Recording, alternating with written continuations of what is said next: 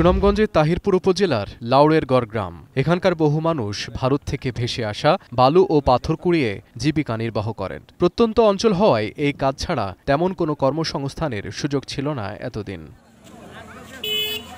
তবে বাংলাদেশ ও ভারতের যৌথ ব্যবস্থাপনায় শাহিদাবাদ বর্ডার হাট উদ্বোধন হওয়ায় পরিবর্তনের হাওয়া লেগেছে এখানকার মানুষের জীবনে। হাটকে কেন্দ্র করে নতুন কর্মসংস্থানের সুযোগ হয়েছে এ অঞ্চলের মানুষের। প্রতি বুধবার সকাল 10টা থেকে বিকাল 4টা পর্যন্ত এই হাটে স্থানীয়ভাবে উৎপাদিত পণ্য বিক্রি হয়। হাটের 5 কিলোমিটার এলাকার বাসিন্দারা পণ্য ক্রয় বিক্রয়ের সুযোগ পাবেন এখানে। এমনকি উভয় দেশের 12টি করে মোট 24টি দোকান বসবে হাটটিতে, যেখানে বিক্রি করা হবে নির্ধারিত 25টি পণ্য। এই হাটে একজন ক্রেতা একদিনে সর্বোচ্চ $200 সমপরিমাণ টাকার পণ্য ক্রয় করতে পারবেন। বেলুন ও পায়রা উড়িয়ে উদ্বোধনের পরই বেচাকেনা জমে ওঠে হাটে। প্রথম দিনেই বাজারে দেখা যায় পান সুপারি, সবজি, নানা জাতের মশলা, জুতা, প্রসাধনী সামগ্রীর পসরা।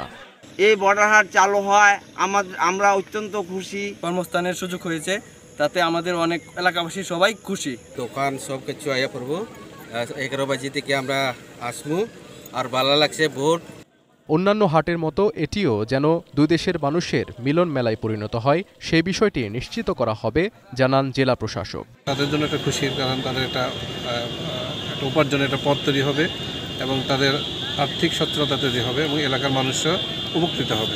সিলেটে নিযুক্ত ভারতীয় সহকারী হাইকমিশনার জানান, বর্ডার হাটে কৃষি পণ্যকে বেশি গুরুত্ব দেওয়া হবে। হাটটি চালু হয় উভয় দেশের জনগণই এর সুফল পাবে। এগ্রিকালচার প্রোডিউসকে গুরুত্ব দেওয়া হয়েছে, তো যারা রুরাল পিপল, গ্রামে যারা থাকেন ওনাদের জন্য ভালো।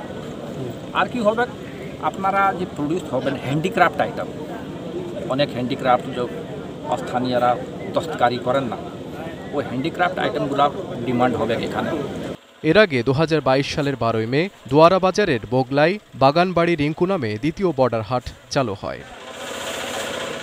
এখন সুনামগঞ্জ।